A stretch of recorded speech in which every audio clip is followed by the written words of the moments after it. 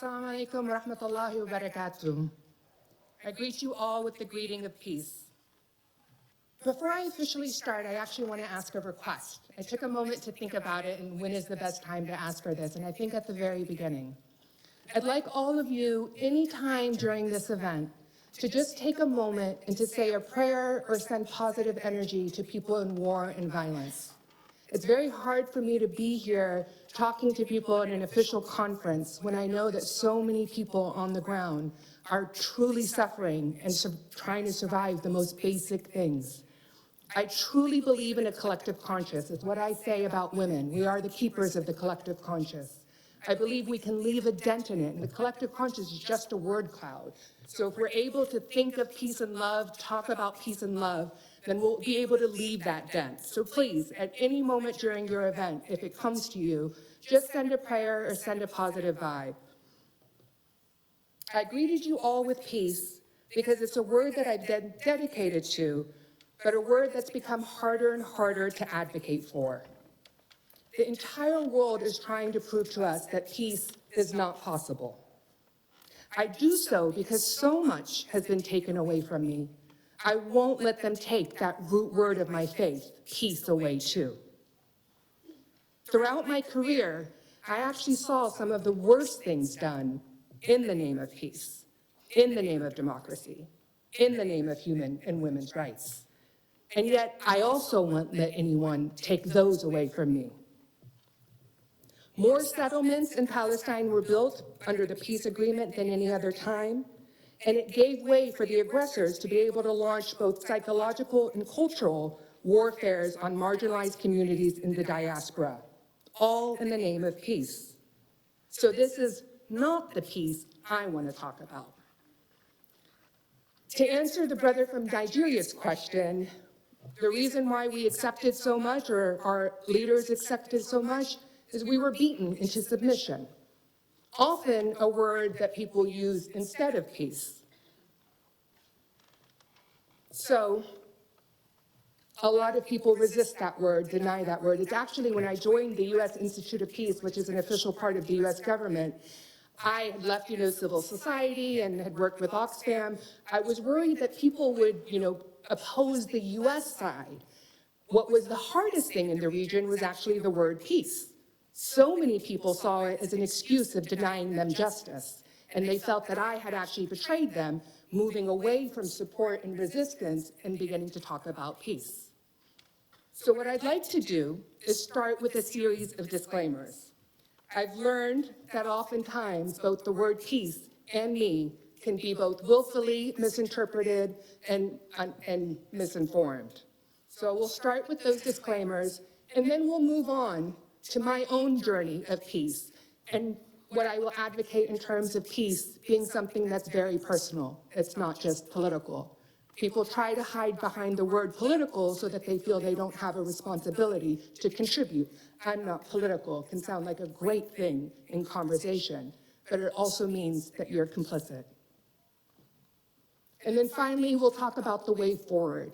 What should we start doing? What can we stop doing, and what should we continue to do? And obviously, I'll focus on women because that has been where most of my experience and most of my intentions have been, but of course, not forgetting the very important role of women's rights advocates, which includes all genders. So, on to the disclaimers. First, I'd like to say that I am a human.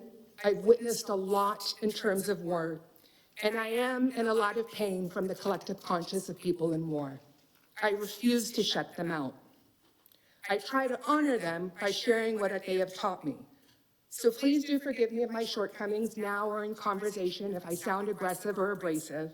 I don't have the luxury of subtlety and often speak in a very direct manner. I don't mean to shut you out or shut you down. I just hope that you'll be able to understand the directness of what I've seen and what I try to share. Second disclaimer is I want to thank the organizers. Thank you for having the brave conversations. I had been most of the last few years refusing to attend any conference.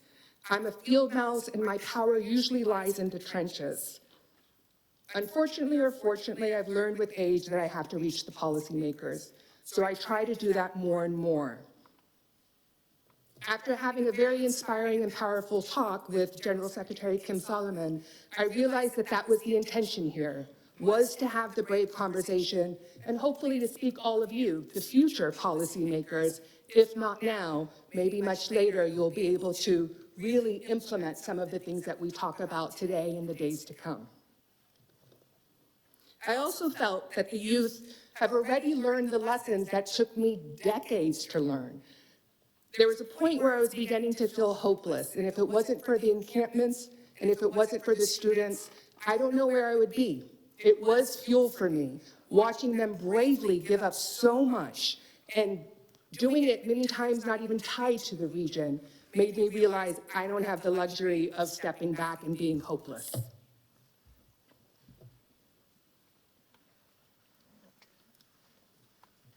The next disclaimer I have is that obviously, I'm a Palestinian American Muslim peace builder. Clearly, I'm not very good at my job. So I won't be sharing with you success stories. I'll be sharing with you a lot of failures, a lot of lessons learned, hoping that this will be the kind of passing of the baton that you guys will build on top of all the experiences many of us had. And hopefully, you'll make mistakes, but hopefully there'll be new mistakes. The other disclaimer I'd like to make is I am a person of faith. I don't know if I'd be standing here if it wasn't my faith, which is where I draw a lot of my inspiration and my hope. But if I do refer to God or faith, I do so inclusively and respectful of all traditions and all beliefs. Just like religion can be the opium of the masses, it can also be a great mobilizer. Before the official civil societies and NGOs, it was the temples, it was the mosques, it was the synagogues, it was the churches that rushed in. So they play an important role and they are an integral part of civil society. The next disclaimer, and especially because I've worked in so many of these institutions, is that we need to talk about institutions. This is not about people. I have deep respect for the individuals in many of these institutions. A lot of people, and particularly the diplomats, are muzzled and handcuffed, and so I have a lot of sympathy for them as well. So in the past, I would be hesitant to talk about institutions because it's often the wrong policymakers that listen to me. And so they'll use it as a reason to defund the UN or use it as a reason to attack civil society. But the time has come where we have to be open and critical about these institutions. Institutions that were built not to represent people like me. Disclaimer number 5 is that I am a peace builder, but I never have and will never advocate for peaceful surrender. Peace comes with truth, reconciliation, and justice. Anything less than that is smokes and mirrors. The humanitarian community goes to great length to emphasize that there's a difference between impartiality and neutrality. As Edmund Burke says, the only thing for evil to exist is for good people to do nothing. So now that we've got that out of the way, let's get into my personal journey. First and foremost, peace is a choice. It's something that if you talk to me, I'll remind you over and over. It's not something to take for granted. It's not something that comes with ease. It's a personal choice that I have to make every single day. And especially because we are living in the times of smokes and mirrors. I never thought that choosing peace would actually get harder with age. After all, I was born into occupation. My very existence was questioned. It could only get up from there. Little did I know that it continued to get worse. I never, in all my 30 years of working in conflict, thought we would be here today with the situation in Palestine, broadcasted wide on television, and absolutely nothing done. Where never again has now turned into a punchline. I really thought that the righteous anger would find a way, and that with age I would actually be able to talk about the pathways to peace, rather than sharing all the things not to do and all the ways that people have very strategically made sure that peace does not happen. It's hard, again, to talk about international law or really anything when we're witnessing firsthand a country holding both international law and humanitarian assistance hostage. It feels like I'm participating in a farce, as if all the global leaders have become sadists and I have to prove that my life, our children's lives, matter. It's the most basic, if not absurd, starting point. And yet, every day I do wake up and I choose peace. I've committed it for most of my life. And I say most of my life because it's not where I started. I'm a sister soldier. I'm a warrior at heart. And living in diaspora, being an American, I had the luxury of having absolute truth and having my, position really grounded. It was only when I lived in war and through war that I realized we really don't have the luxury of standing our ground. We have to find a way of peace if we want it to continue to exist. It's the only thing that sustainably works long term.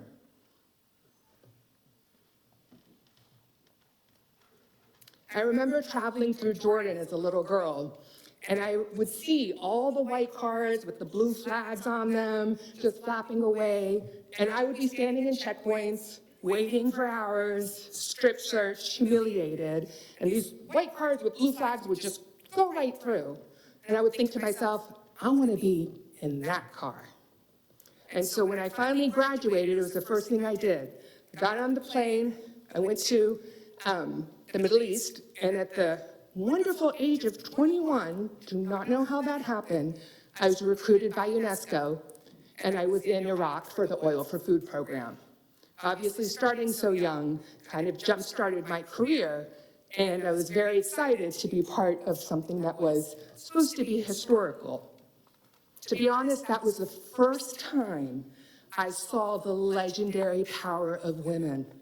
I mean, literally, they were making things out of nothing. Iraqi women were so creative in making sure that their children, their families had as much as possible despite the rigid sanctions that was put on the country. I was so inspired that within less than a year, I retired.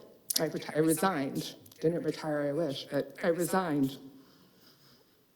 I could not watch 5,000 children die every month. And in the name of humanitarian assistance, we weren't even embarrassed. It was the Oil for Food program.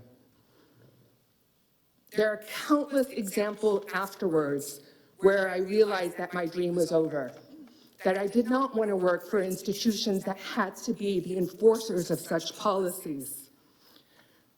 I don't want to name all the examples because one of the things that's been really hard is what I call oppression Olympics. The way we try to get different conflicts to compete with each other to prove that it's worse here and worse there to grab donors' attention. So instead, I always emphasize the law of one. When one is harmed, all are harmed. When one is saved, all are saved. And the key to peace is remembering the all. We don't always leave the perpetrators behind. We try and give them a chance to rise. We always hold them accountable. Peace doesn't happen in Geneva with men in business suits. It happens in the trenches, in the streets, in the camps. Peace is really nasty. It's messy. In South Africa, with the peace movement and drafting of the constitutions, bombs were happening constantly.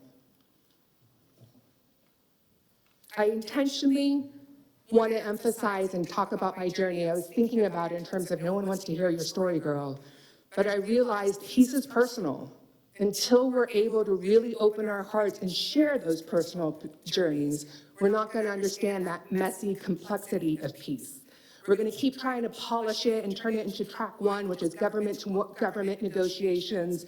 We're going to keep trying to emphasize all these wonderful goals, but the implementation and the actual effect almost becomes secondary because we're so proud of the idealistic resolutions we may pass, but never implement. I'm also in the not so unique position of my adopted homeland being complicit in the genocide of my ancestral homeland. One identity's past may be the other identity's future. I don't believe in coincidences, so I often reflect why these two are the most dominant part of my identities, and how, in my own personal reconciliation of the two identities, it may serve to bringing a greater peace. It's also a reminder that these convenient little boxes of identities are being shattered. I loved the introductions and the questions and answers. Almost everyone was like me, a hyphenated person. People will always ask me, and it's something that I get a lot, is, well, now that you're, Palestinian, or you're Muslim, or you're Arab, which side will you choose? And it's more important than ever that we don't choose sides. There's so many people who want to convince us different identities cannot coexist. And yet here I am, an American Palestinian. Here I am, an American Muslim, in peace with myself. I exist, and so many of these other fusions that are happening will be an example of what can exist, both in a person and in a community. Many people push me to deny one identity over another. What I don't do is deny the roles. Just like a child watches the father abuse the mother, I can't deny that I come from both. And I hope that one day when I grow up, I can hold one accountable for what they did to the other. I've always felt a debt, not only to the countries that gave me a passport, which I really feel a debt to. I mean, if you don't have a country, there's nothing like a passport. I feel a debt to any country I lived in, where I drank the water, ate the food, which includes Iraq, Jordan, Libya, Afghanistan, Nigeria, Kenya, Somalia, South Africa, and my dear, dear Sudan, both north and south. Women, above all, know what it means to live in contradiction, to love a country or people they may not necessarily love them back. We do it every day. We love our men with a fierceness, despite the fact that almost every statistic tells us that we will be harmed by them. More women have died in the 21st century, not from the wars and conflict, but at the hands of their community, from starvation, infanticide, honor killings, and the such, violence against women, than all wars combined. That's not a statistic to just brush away. I would like to say that I'm loyal to all, but a half century I've learned to only be loyal to my principles and values. I no longer believe in the idea of borders or nations and all the falseness that we as humans needed to create in order to feel safe. I really do believe that we are all one. And it's a world, we're living in a world that not only doesn't comprehend it, just don't accept it. They don't want that to be. In 2016, Representative Perry, a member of the US Congress, came after me during appropriations, which is when the US government divides out the budget, because my agency had me as one of the lead negotiators. His kind of thing was you put the wolf inside the sheep's den. After that, a whole series of death threats came. I was called the stealth female jihadist. Kind of love the word stealth because that's not what I am, but the stealth female jihadist who infiltrated the US government. And at that point, we started receiving death threats that made me leave the US. Not enough people talk about that price of peace, about what it does to the personal life and what people will do to make sure, if you can't have peace, you attack the container, you attack the peace activists. And so, despite that, and the temptation to go more militant, and the temptation to say that peace was not possible, I doubled down on peace. I realized that there was nothing we could do, and that this was the very intention in attacking me was to make me more extreme and was to make me more militant and to point out how quickly I turned. And so every morning, and I'm not exaggerating, I mean it, every morning, I have to keep reminding myself that peace is a choice. I think I forgot about my PowerPoint. Oh, no, I didn't. Okay. I had to remind myself that peace is a choice. I had to tell myself that I'm not powerless, I actually do have the moral high ground. I wasn't going to gaslight myself, not only for self-defense, but for self-determination, that I had agency, and I could still choose peace. And I was only able to do so because of the lessons I learned from women in war. Again, I didn't start off that way. It was only when I looked back and I realized there was no coincidence in October of last year that I had been through all that I had been through. And again, I'm not only worried about my ancestral homeland, I'm deeply worried about my adopted homeland as it becomes more and more polarized. And so I turned to the women in war and I thought about the lessons they taught me, some of which I want to share with you today. Like I already said, most women will be the first to search for common ground, and when they are attacked, they often will continue to build bridges. Of course, I kind of have to note this isn't because of gender. It isn't about women being the softer sex. We have enough proof to show that women can be very powerful perpetrators as well. It's more about dynamics of power. Women are more likely to negotiate because they aren't actually competing for some of those seats, which hopefully one day we will change, and we will see the impact of that on women. But I think it's an important thing to know. It's not about how they're born, it's about what they have access to. If it wasn't for the women in Bosnia and Kosovo very early on pulling me aside when the war in Iraq happened and telling me, watch out for the international community. Watch out for being the flavor of the month. They can hug people to death. And in Afghanistan, it was the women who told me, be careful, we're negotiating chips. Both the political party and the international community will use us to get certain things, but they will also be the first to throw us under the bus. The Sudanese and South Sudanese women who together, I'm going to tell you my age here, we wept on John Garang's death. They were the first to really introduce gender through Ahfad University, which had PhDs in gender in a very intricate way, not only for peace building, but for development and economics. I worked with women who were graduates from Ahfad University from Khartoum to Rumbek, where I was based. And what can I say about the Arab Spring? A reminder that there are false starts and that the price of destabilization will overshadow liberties very quickly. I was not the only one inspired. One of the things that really moved me was how many men, Libyan, Algerian, Moroccan, all across North Africa, constantly told me it's the women who shamed us.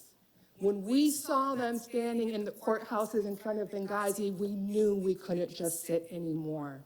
So women are the inspirers. I remember in Nigeria how women were able to motivate youth.